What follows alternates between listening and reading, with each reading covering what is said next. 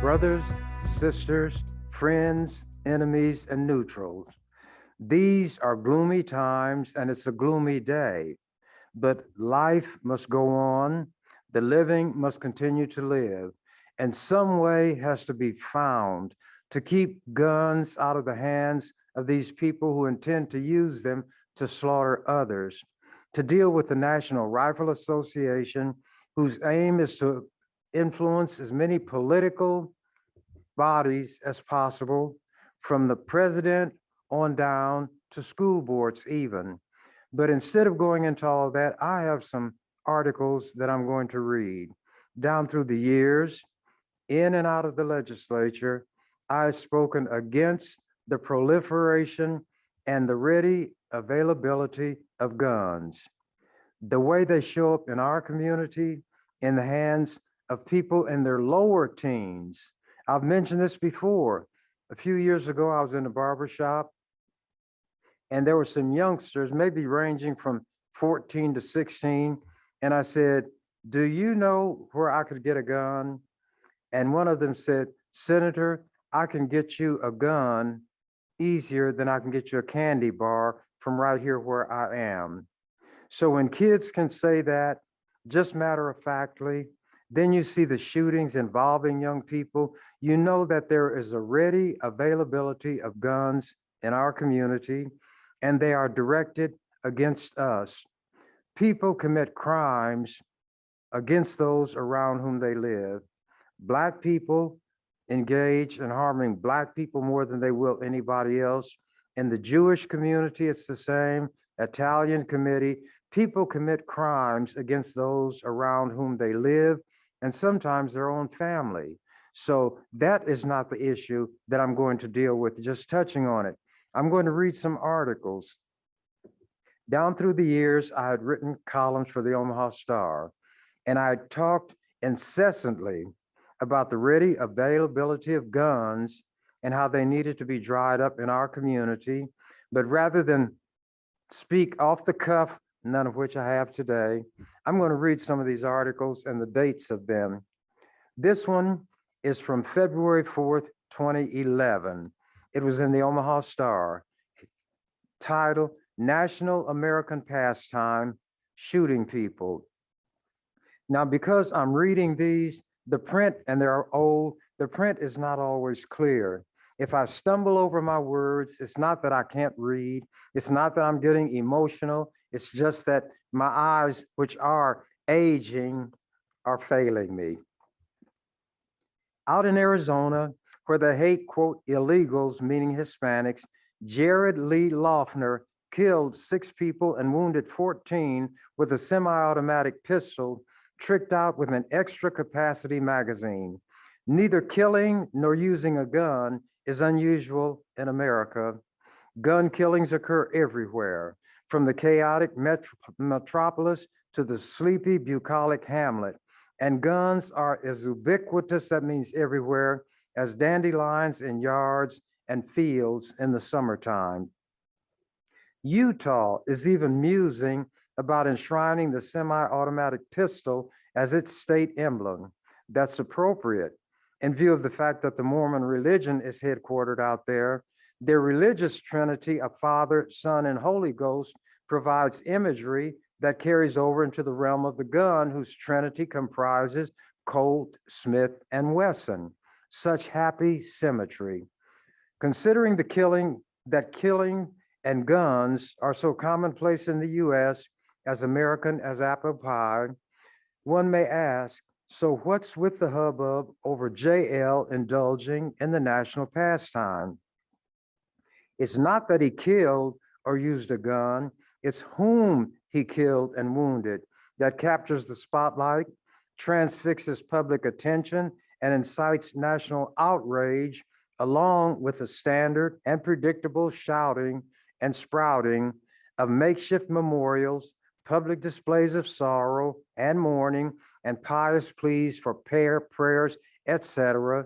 And you've all heard the statement from politicians on down, we have you in our prayers. Apparently those prayers are falling on deaf ears, or they're going to the wrong source, so they need to stop praying and start doing something that has some value in this world. All lives are not created equal. In America, the lives of some are valued more than others. JL killed a federal judge and severely wounded a US Congresswoman. Such important people cannot be enshrouded in a cloak of virtual anonymity like that draped over the shoulders of ordinary, common, or garden variety people who routinely are hustled violently from life or into a hospital by hot lead spewed from the smoking mouth of the gun in the hands of a mass murderer. Can you name the other 5 people slain, or even the judge? Frequent updates on the condition of Congresswoman Gabrielle Giffords keep her name out there. Why this difference of valuation? Public officials are a cut or two above run-of-the-mill folks, and an attack upon them is regarded by them and their kind as an attack upon what is sacred and essential to the well-being and even the survival of the nation itself. Such an attack upon one of their own sends seismic tremors of terror through the ranks of those more important classes who so often don't give a finger snap for the common people and the violent calamities that rip and tear at them and the fabric of their lives every day and every night. But isn't that always how it goes?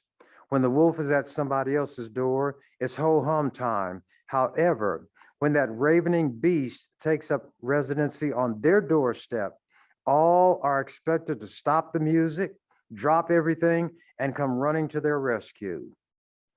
Can you honestly, in your most visualist imagining, envision the president, members of Congress, and federal judges showering attention and concern on ordinary victims of a mass shooting? They're doing it a little more now because it's getting closer to home.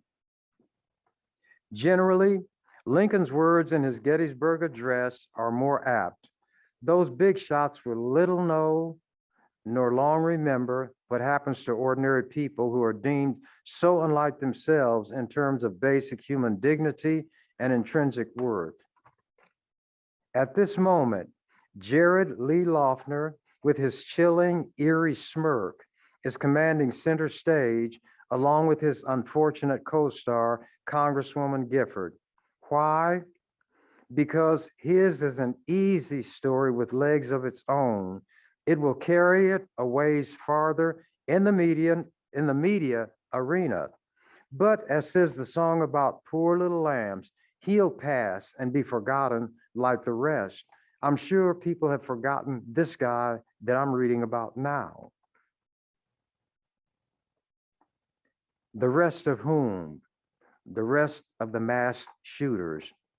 Without resort to the internet, who can recite the names of the West Virginia, the Fort Hood, and the Omaha Von Mars shooters, or any other of the myriad partakers in the national pastime of mass mayhem? Many people don't know how to pronounce JL's last name if they see it in print, and most who hear it pronounced don't know how to spell it. He's merely the latest 15-minute fad of the day mass killer. He's the antagonist in this American tragedy, while Congresswoman Giffords is the protagonist. Before too much time has elapsed, both will share the fate of the 7 crew members who perished when the Challenger space shuttle exploded 25 years ago. Their names will gradually fade and ultimately be erased from the active memory of the public. Guns and mass murder. The National Rifle Association, or the NRA, gun lovers, and those who garner money from guns are fond of intoning, guns don't kill people, people kill people. Maybe so, but indisputably, people who do mass killings always use guns. For knives, sticks, or bricks simply won't work. On the other hand, serial killers who fashion their string of victims one at a time, craving that up close and personal contact, use everything from hammers to bare hands, and they prefer working in secret and secluded venues, unlike mass shooters who are open and bodacious and care not who or how many may witness their carnage. One of them recently stormed a Detroit police precinct wielding a pistol-gripped shotgun and had those terrified cops skedaddling and diving for cover before he was shot dead after wounding 4 of the scurrying heroes. Now, if he had come with only a knife or a club instead of a gun, mass killers prefer a high-efficiency gun that can kill a lot quickly, as was the case with JL, whose extra capacity magazine enabled him to kill a lot quickly. 6 dead and 14 wounded. A stunning few seconds work for a thing that doesn't kill people without a gun. Where the person may be a coward or mentally, emotionally disturbed, if a gun finds its way into his hands, a gun that whispers seductively, inducing him to act on his inner feeling, voila, a mass murderer. Absent ready access to a gun, the disturbed person may vent in various ways, but mass murder, no way. For gunless equals mass murderless. Take it for what it's worth. Now, I said in my headline in 2011, National American Pastime, shooting people. This is from the newspaper, Wednesday, April 6th of this month, of this year, just last month. Mass shootings are becoming white noise. Maybe I was a little ahead of the curve on this as other things. Experts say cases often fade into the background. I wrote my column in 2011. 11 plus 11 equals 22. I wrote mine 11 years ago. And this printing is even smaller, so I'm going to have to bring it closer. I adapt to my circumstances and my environment. Sacramento, California. 11 people were wounded and 1 killed after a concert in Dallas. 5 more people were hurt when they were shot on a rural road in South Carolina. Sunday's horrific melee in Sacramento was just one of 3 mass shootings in the United States over the weekend. Evidence some experts believe that extreme cases of gun violence are becoming so routine that they almost fade into the background. Quote, "We only hear about some of these shootings," unquote, said James Dinsley, a criminal justice professor in Minnesota who runs a mass shooting database called the Violence Project. Quote, "It kind of breaks my heart to have to say that," unquote. The worst mass shooting in Sacramento history. How many people who are listening to me had it in the forefront of their recollection, a mass shooting in Sacramento? This article is from just last month. The worst mass shooting in Sacramento history left 6 people dead and 12 wounded, generating the kind of instant ritual that almost invariably accompanies mass shootings in America. Gun control advocates, including President Joe Biden, demanded stricter laws. Gun rights advocates warned against a rush to judgment and said policymakers should focus on other contributors to violence, such as mental health or socioeconomic factors. Professor Dinsley said, certain types of mass shootings tend to stick out in the public's memory longer, such as those involving children or people who clearly were targeted because of their ethnicity or religion. Think of the massacres at a Black church in South Carolina in 2015, a synagogue in Pittsburgh in 2018, or a New Zealand mosque in 2019.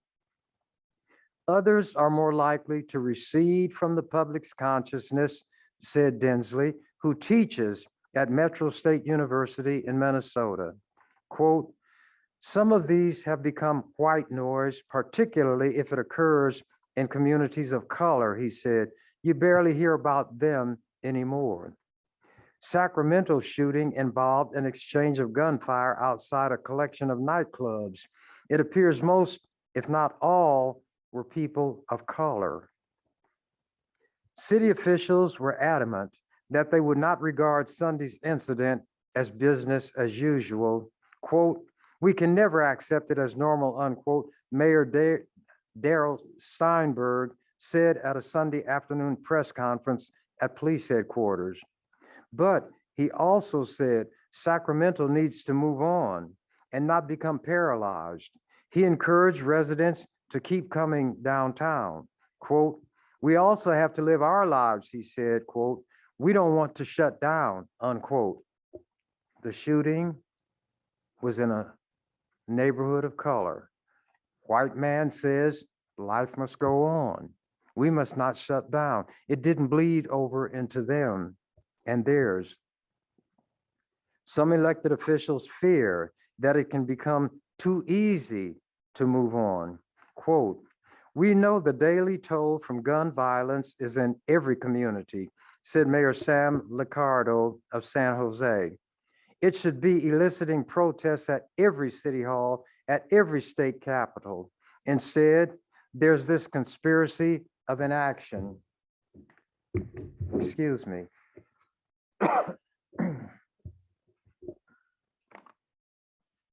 All day I face the barren waste without the taste of water, cool water.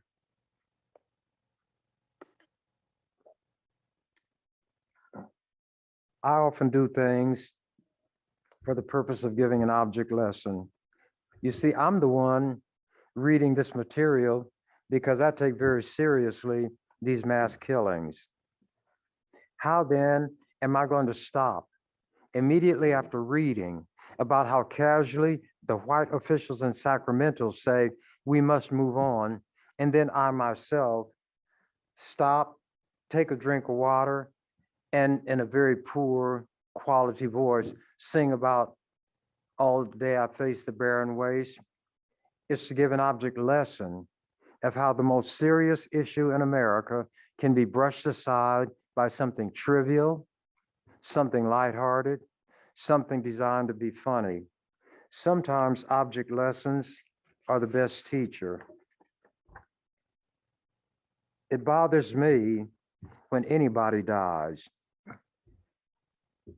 I don't think any human being ought to kill another human being. I don't think another human being should harm another human being. But what I think, how I feel, what I argue have no bearing, no impact on what's going to happen in the world out there. So what we are restricted and limited to doing is what we can, where we are, with what we have to work with. My words may be falling on deaf ears. Maybe nobody is watching this. Maybe nobody's listening. I don't know. But John the Baptist was described in the Bible as a voice crying in the wilderness. The wilderness is uninhabited by human beings. St. Francis of Assisi used to preach to animals. There is a need in human beings to communicate with other human beings, with other sentient beings that can understand. Even if they are people who refuse to understand, just that very human contact is essential. But those are the kind of thoughts that don't occur to people in an environment like exists today. The internet, social media, disinformation, misinformation, divisions that are encouraged and in some cases created by politicians whose main aim in life is to stay in office. They'll say anything, they'll do anything, they'll invoke the name of God, Christ, the two rascals running for governor. Pillin and Herbster both describe themselves as men of faith, Christians. And that's when I become concerned and alarmed. The ones who used burning people alive at the stake were Christians. And the church, which calls itself the only true church, the Catholic Church. And when they burned somebody alive, it happened in Spanish-speaking countries to a greater extent than other places, an auto de fe, an act of faith. And imagine what it means to be tied to a stake, have wood and other flammable materials stacked around you, then have that set afire, and you see the flames and you feel the fire burning you literally alive in the name of the Father, the Son, and the Holy Ghost. Think about a red hot stove and somebody mashing your hand against it and holding it, and it's hissing, it's smoking. You smell the burning flesh, but you cannot escape it. This is what Christians did because of differences of opinion. The Puritans came to this country supposedly to escape religious persecution in Europe. They had this fascination and obsession about witches. There were spirits, the succubus, the incubus. The incubus was the male that would attack women at night. And these women were supposedly witches, and some of them obviously had mental problems because the descriptions of what they said in the records that exist even today was that this creature came to them in the middle of the night and had an extra long penis, and they engaged in vigorous sexual activity. And the succubus was the feminine equivalent who would attack men at night. And instead of looking at these people as those who are our afflicted brothers and sisters, for whom we should be keepers, not in the way that somebody in a zoo is a keeper of animals, but in the way that one human being should look after and help one, a brother, a sister, who is unfortunate and cannot help himself or herself. How would they test whether a woman is a witch? Throw her in the water, and if she sinks, she's a witch. They would have this long arm of wood with a seat on the end of it and would tie her to it and duck her in the water and hold her for long periods of time. Some of them, they would drown in that fashion. Christians, in the name of the Father, the Son, and that other one. One guy described them in the day the music died. He said, and the three men I admire the most, the Father, the Son, and the Holy Ghost, caught the last train for the coast the day the music died. Well, going back to the recitation, if you didn't believe, quote, the way these Puritans and Pilgrims believe, you were in serious trouble and you could lose your life. They supposedly came to this country to escape religious persecution. A rhyme could be Pilgrims to escape religious persecution to this country came to worship in their own way and force others to do the same. And if you didn't, it was woe to you. But let me go back to this that I was reading. And that was about me leaving a very serious subject to take some water and sing an off-key song.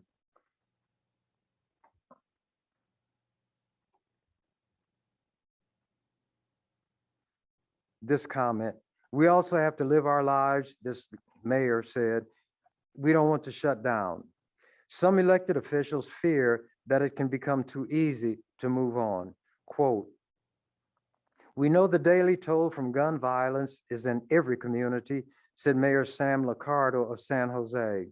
"It should be eliciting protests at every city hall, at every state capitol. Instead, there's this conspiracy of inaction."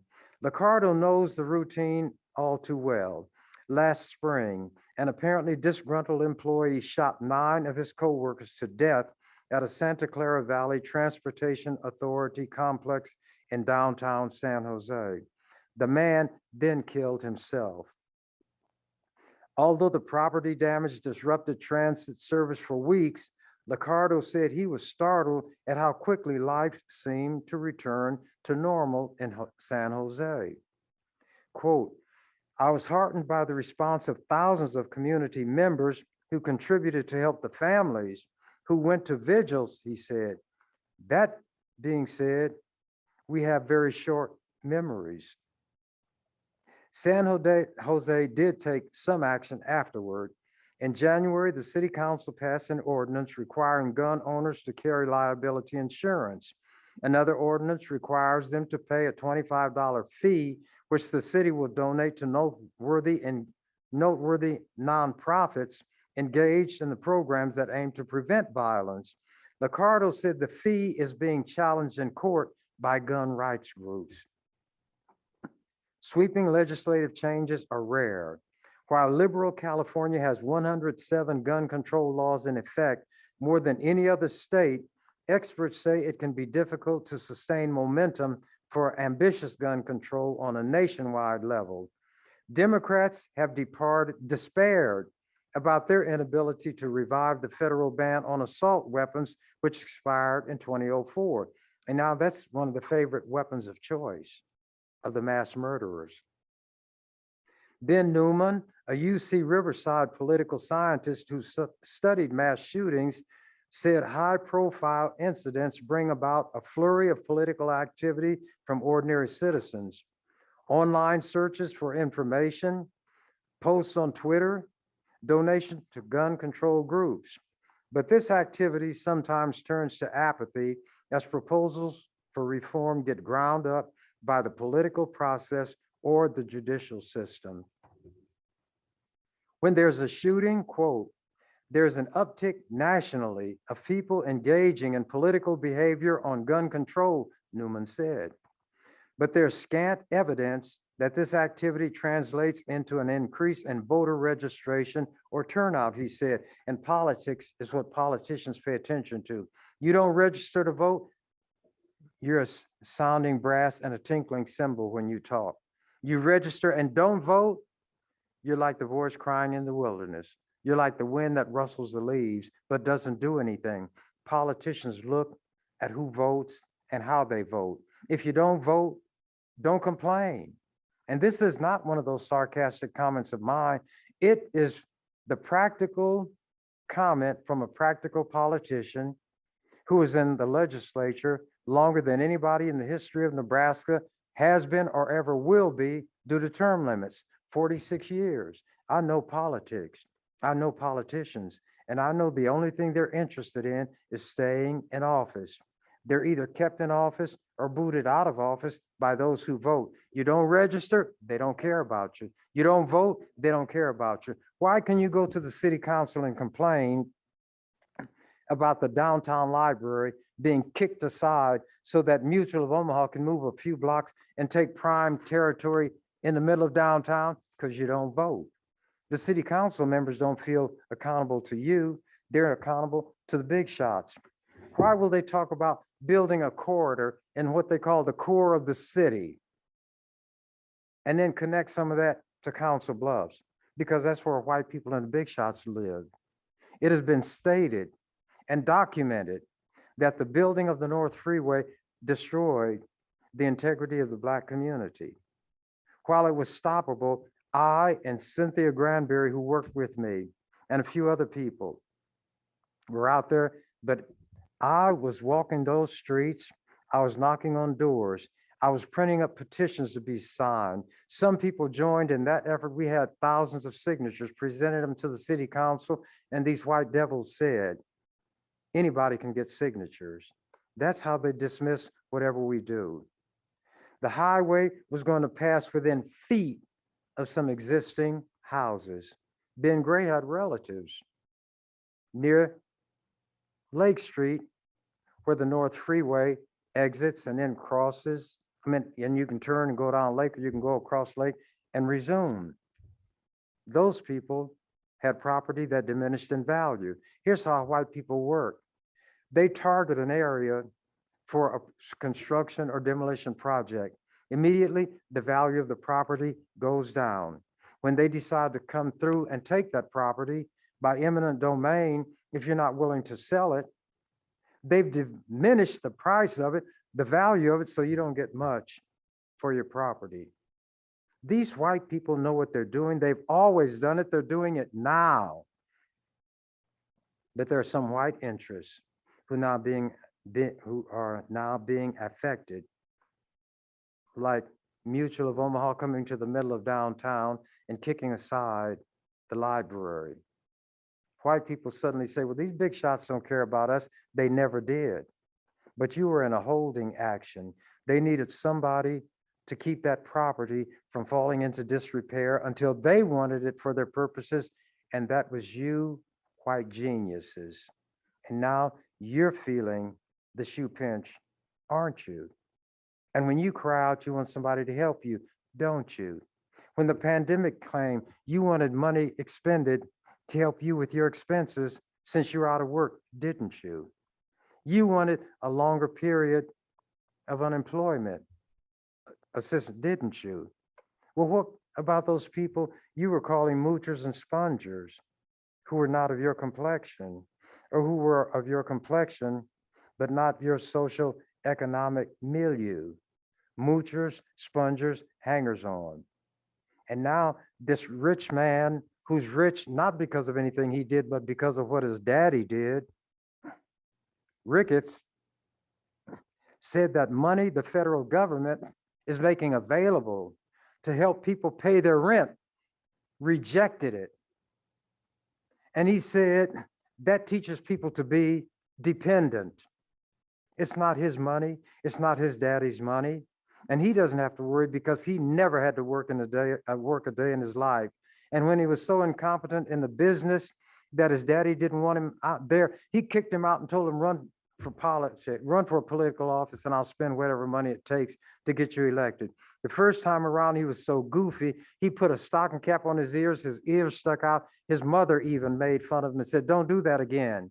So the next time, he had some people who advised him, but still, thousands and thousands of dollars could be put into his campaign by his daddy, who under no circumstances wanted him to come back to the business. What can be said about his daddy? A billionaire, the founder of TD Ameritrade. I don't know anything about stock broking, but I know about broke stockers. People who are tricked into investing in the market who don't know anything, and they take a bath. They don't just lose their shirt, they lose their homes, any money they had. If they had a pension plan, they would tap into that kind of money and they become impoverished, so that the rich get richer and the poor get children. When it started affecting white people, suddenly these programs called welfare programs for the spongers were not called that anymore. They even changed the name from welfare department to the Department of Health and Human Services, so that white people wouldn't be embarrassed when they had to get what was called welfare when it wasn't coming their way, when the wolf was not at their doorstep. But now that it's coming home to them, they even changed the name of the game. And there are a lot of white people who can't pay their rent. So, and I'm glad this is happening, legal aid and some lawyers are giving free advice to people who are being foreclosed on or being evicted, and they're at the courthouses trying to advise people of any shreds of right that they might have left. So this white man, Joe Ricketts, was caught red-handed putting racist and anti-Muslim tweets, or whatever you call them, on the internet. There was a bakery that was donating to one of this thing. They got all these crosses out on the highway somewhere, the stages of Christ. They stopped donating. Others pulled back from him. Young Ricketts, Baldy, in the governor's chair now, said he didn't know his daddy was a racist. You believe that? Then you believe that donkeys can fly. This rich man, this billionaire, decided to take advantage of these weak-kneed people on the Omaha City Council, and he got them to give him some of this tax increment financing, TIF. That's where, instead of you paying taxes like everybody else, the money that you pay into taxes is given back to you so you can pay for the loans or the financing of these big projects. You're a multi-billionaire. And he got this Omaha City Council to give him over $5 million of your tax money. He had an area where he wanted to build declared blighted and substandard around 108th and Dodge and those areas. I don't get out there, I drive through it sometime when I'm going somewhere else. They were furious and outraged. They said, how dare he say our area is blighted? Look at our homes, look at our lawns, look how we flourish. But this rich man was treating these white people like these white people treat non-white people or poor white people. You don't count. We'll let you live as long as you're not in the way. But when you get in the way, so long, it's been good to know you. So he had the area declared blighted, $5 million in TIF money so that he could build his TD Ameritrade building. Then you know what that clever, venal, vicious, white, rich devil did? And it's why Jesus said, it's easier for a camel to go through the eye of a needle than a rich man to get in heaven. He sold it to Charles Schwab for guess how much? $26 billion. And to show how he's putting his rear end in you all's face, you white people think you're so smart, making you kiss it. He doesn't live in Nebraska because you have to pay income tax. He lives in a place I think is called Jackson Hole, Wyoming, or one of those places. And you know why he moved out there? You don't have to pay income tax. This billionaire who got TIF money, the money from the hardworking taxpayers, as they describe themselves in Omaha, but he lives in another place because he doesn't want to pay those taxes here, but he'll take the tax money. That's what that rich man did. So when it comes now to the mass shootings, there are these big shots with the NRA and others who don't care about ordinary people being killed, the children being slaughtered in the schools, because they have something else in mind. Tremendous amounts of money are in the gun industry. The manufacturers, the dealers, the traders, the thieves, those who make straw purchases, people who can legally buy guns, and then they take them and they sell them on the street. They bring them here when they collect a lot of them, one way or another, in states where you don't have to have a license to have a gun, to buy a gun, to trade a gun, or sell a gun. They load them up and they take them to places like Omaha, Chicago, Minneapolis. They know where the guns are going to be easily distributed. And as long as those guns are used in the poor neighborhoods, the Black neighborhoods, the Latino neighborhoods, white people don't care. That's why there's such a ready availability of guns in Omaha and other Black neighborhoods. But now it's bleeding over into white communities. I'm not going to be able to say everything today that I have in mind, but I want to touch on a lot of them. And I speak, as they say, the spirit moves me. What spirit? Not a ghost, not a goblin. And the thing about this, you can turn it off whenever you want to, and you don't have to tune in the first place. I don't see you. I don't know who's out there. I can see this microphone. I can see the camera, but maybe nobody is watching. And if they are, how do I know? If a lot, what difference does it make? If a few, what difference does it make? Personally, I would like people to see, I'd like them to listen, and more than that, I would like them to hear. But if they do, it's as nothing to me. I'm neither increased or diminished based on whether people listen to me, agree with me, accept or reject what I say. The wind bloweth where it listeth. The wind is going to blow whether there are any people, any animals, or anything that can perceive it is there or not. It's going to do what it's going to do. Comets will continue to have tails. The sun will continue to shine. Moons will continue to be discovered, but they've always been there. As human beings, knowledge increases, the scope and size of the universe will increase. They sent a huge telescope into outer space so that they could peer deeper into space than ever before. And it was so large, so complex, that it was put together in this launch vehicle. And when it got to its destination in space, then it was released and it came open and the parts fit where they were supposed to, and it was assembled. But guess what's happening? After being able to peer deeper into the universe than ever before, the ability to, quote, see that the telescope had is diminishing because of all things, solar dust. Maybe they should have put one of those little Rumbas or whatever they call them, those little vacuum cleaners that run around your house, got some miniature ones and put them on the telescope so that its lenses could be cleared of solar dust. But that's the way it goes. Science moves by making missteps, starts, and stops.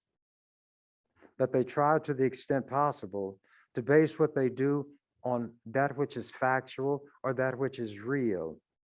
They theorize. They look at a situation, and based on the way that situation is operating, they come up with speculation. Speculation is where you pull things out of there, put them together, and come up with a notion. Then when you get enough of those things together, you go from speculating to theorizing.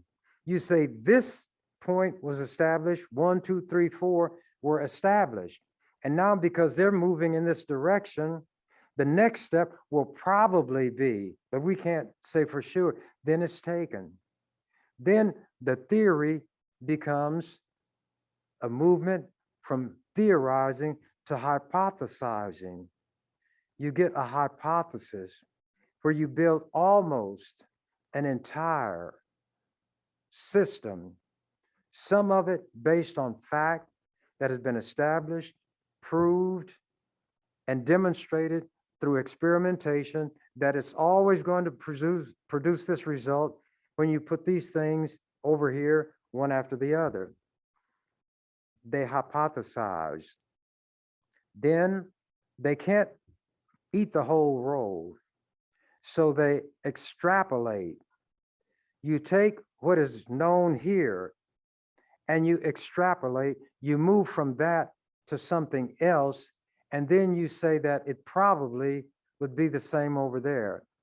So when they say you extrapolate from this, you're taking from this and operating over there. And I'm trying to make it as simple as I can. Not that I know that much, but I don't have a better way to explain it than what I'm doing here. But anyway, they're now acknowledging that all this shooting is white noise years after my statement that a national American pastime is shooting people. Now, to what has happened recently. This is from Sunday's World Herald. Gunman kills 10 in racially motivated New York shooting. Buffalo, New York. A teenage gunman wearing military gear and live streaming with a helmet camera opened fire with a rifle at a Buffalo, New York supermarket in what authorities described as racially motivated violent extremism, killing 10 people and wounding 3 others. Saturday, before he surrendered, authorities said. Police officials said the 18-year-old gunman, who was white, was wearing body armor and military-style clothing when he pulled up and opened fire at people at a Tops Friendly Market. Quote, he exited the vehicle. He was very heavily armed. He had tactical gear. He had a tactical helmet on. He had a camera that he was live streaming what he was doing, City Police Commissioner Joseph Gramaglia said at a press conference afterward. Gramaglia said the gunman initially shot 4 people outside the store, 3 fatally.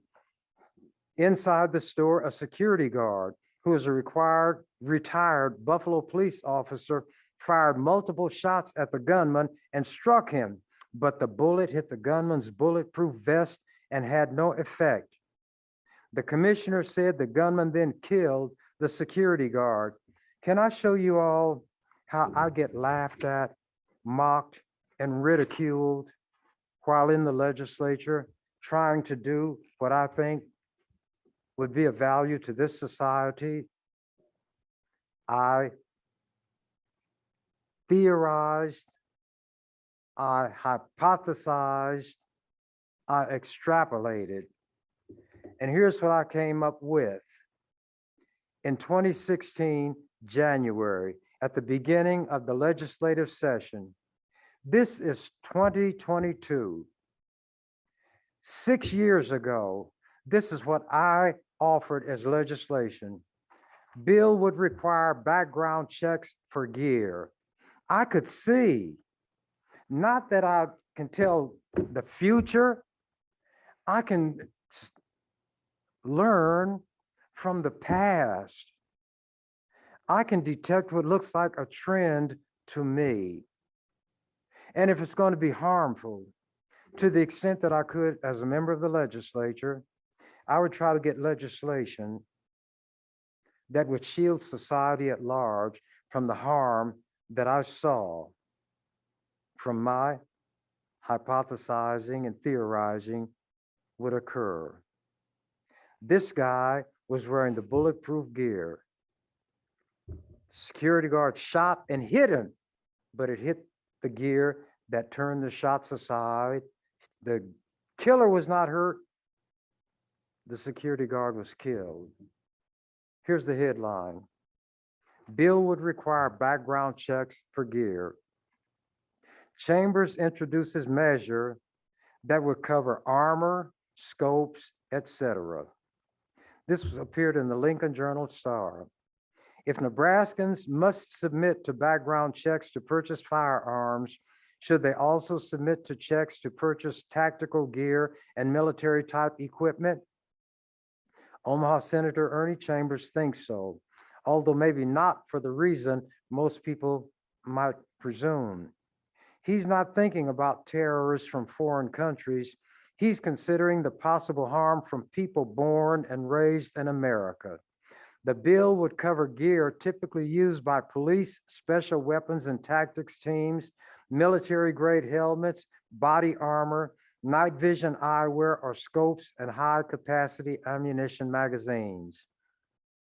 6 years ago, and I was mocked, criticized, condemned, and people said I didn't know what I was talking about. Continuing. Purchasers would have to be 21 and pass the same federal background check as if purchasing a firearm. If a person would not be allowed to purchase or possess a firearm under the federal law, he or she would not be allowed to purchase that gear. And why would the person need that gear? To hunt deer, to hunt geese and pheasants, to catch fish. Chambers, who is serving his 42nd year in the Nebraska legislature, most of that time as the only Black senator, said he is looking at conduct and not who is committing it. Quote, "The driving principle is not that white Americans think of, not what white Americans think of when they hear the term terrorism," he said. "They're thinking about someone from another country," unquote. But no so-called terrorist has created as much havoc, taken as many lives of men, women, and little children as white Christian Americans, he said. But none of those acts were labeled terrorism, nor were the perpetrators called terrorists. What's happening in Oregon with people occupying headquarters of a federal wildlife refuge is subversive, a direct armed challenge against the authority of the United States, Chambers said. Quote, "But since white men are doing it, it's treated in almost a ho-hum fashion. This is what white men do," unquote. It's an example, Chambers said, of what so-called law-abiding Americans do when they get these guns and they don't like what's going on. If Muslims did the same thing, he said, authorities would kill as many as they could and then brand every other Muslim as a threat and round them up. If they were Black people, they'd be shot down right now, he said, and Black people without weapons who are charged with a minor traffic infraction are shot down in broad daylight like wild animals. Continuing.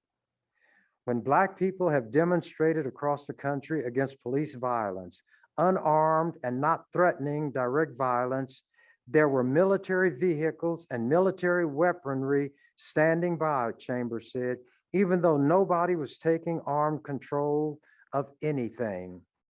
People can be arrested if they articulate a desire or intent to go to Syria or Iraq or Iran, he said. If the mere expression of an opinion is sufficient to be arrested and charged with a serious offense that can carry years in prison, then it's not unreasonable to bring a bill to deal with the kind of equipment and garb that would bespeak illegal violence, Chambers said, and they laughed at it. They laughed at me. And this white guy wore this very kind of gear, and he could have been stopped by the security guard who shot, but the bullets were turned away, turned aside. Police said 11 of the victims were Black and 2 white. The supermarket is in a predominantly Black neighborhood a few miles north of downtown Buffalo. This is the worst nightmare that any community can face, and we are hurting and we are seething right now, Buffalo mayor said. And this white guy had made it clear that had he survived and gotten away from that scene, he was going to go down this particular street and kill as many Black people as he could. I'm going to read more of this later, but something else happened. This is from Wednesday's paper. Gunman kills at least 21 at Texas school. Now we're dealing closer to home. An 18-year-old gunman opened fire Tuesday at a Texas elementary school, killing at least 19 children as he went from classroom to classroom, officials said, in the latest gruesome moment for a country scarred by a stream of massacres. The attacker was killed by law enforcement. The death toll also included 2 adults, authorities said. Governor Greg Abbott said one of the 2 was a teacher. The assault at Robb Elementary Schools in heavily Latino town of Uvalde was the deadliest shooting at a U.S. grade school since a gunman killed 20 children and 6 adults at Sandy Hook Elementary in Newtown, Connecticut, almost a decade ago. I'm going to continue this, the next program. My time is running out, but I want to read an article, part of it. This is dated October 11, 2007. This is 2022. 7 from 22 is how much? 15 years ago. Chambers wants gun crackdown. The lawmaker says violence won't be curbed until weapons are. State Senator Ernie Chambers of Omaha said Wednesday that his community's problems with violence won't be resolved until authorities begin tracking down and weeding out those who are supplying guns to young people. Quote, where are our kids getting these guns? Chambers asked. These guns are commonly in the hands of all these young people, but nothing is being done to stop them from getting the guns. He said the violence is too easily blamed on a breakdown in parenting among Black Omahans. Quote, if this were happening in the white community, action would be taken to stop these guns from coming in, he said.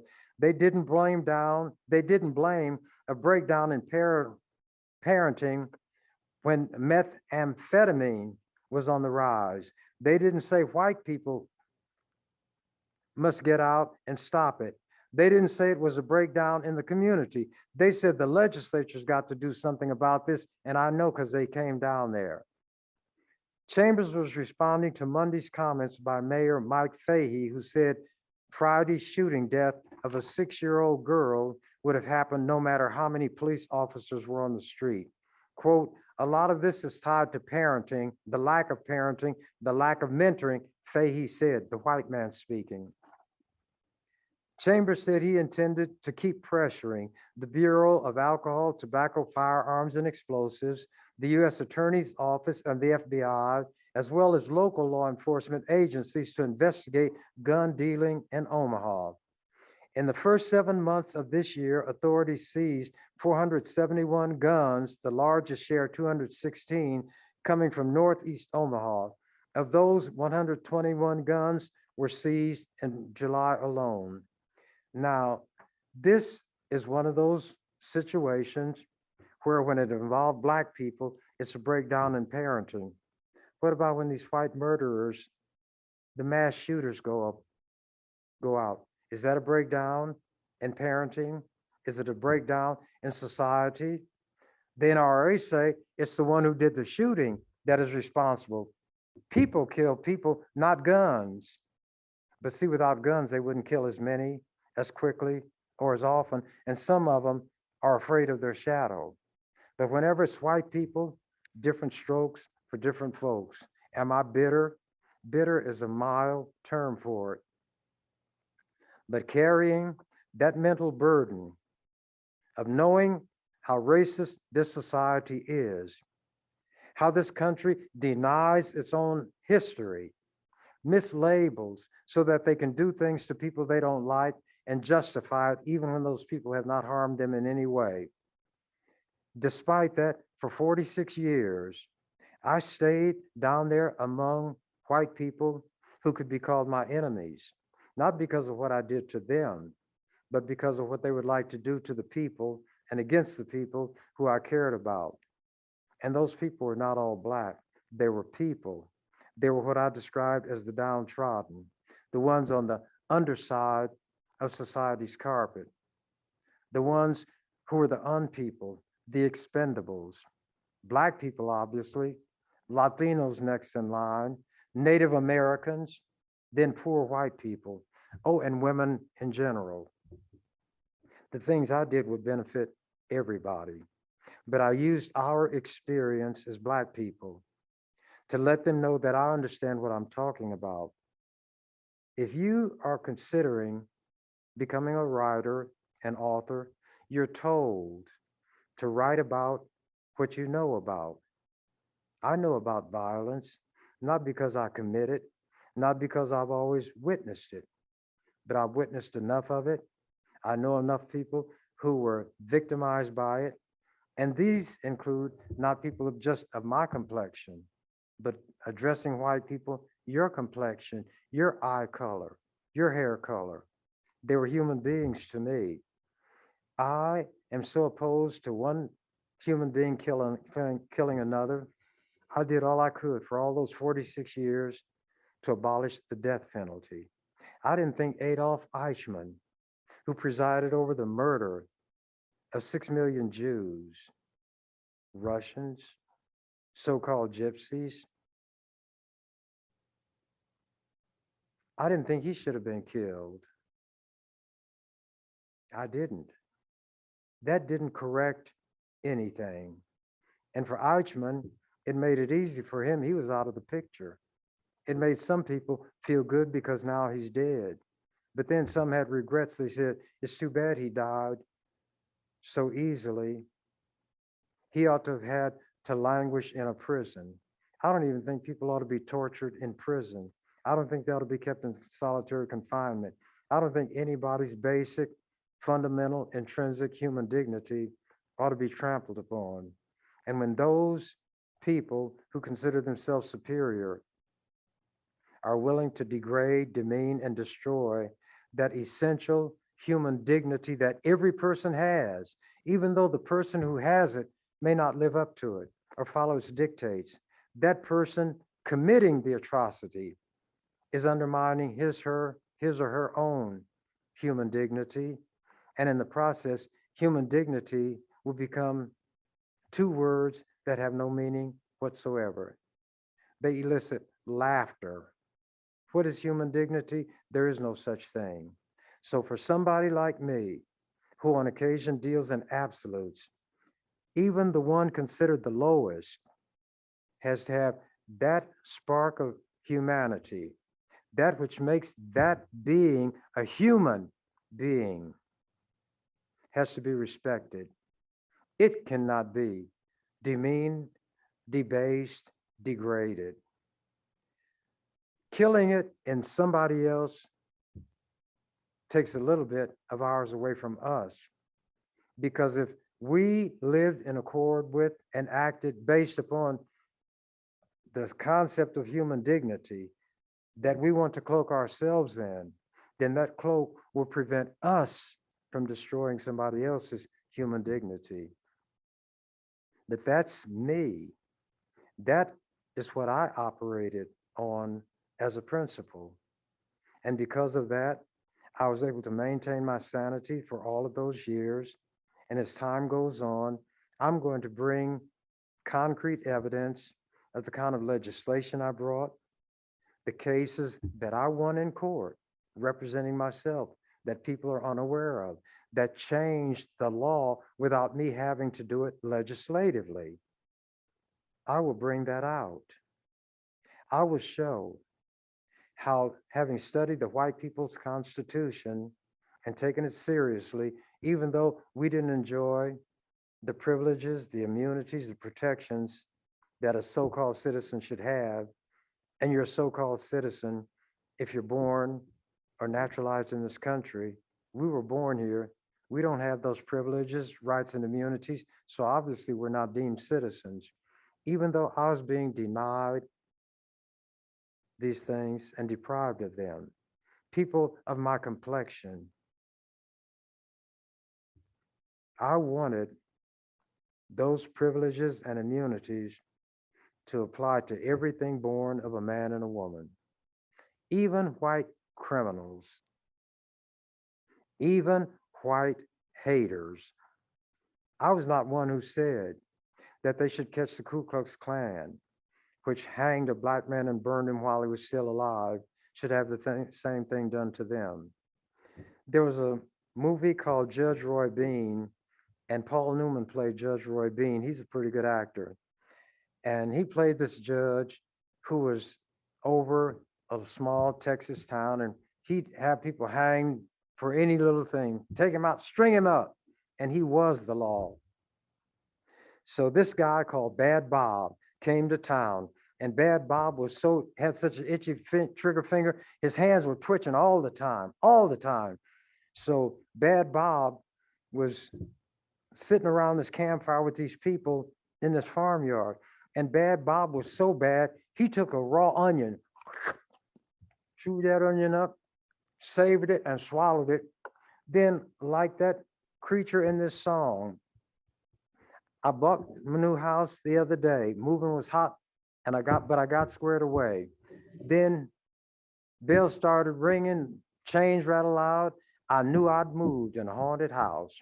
Then he talked about all the things that happened.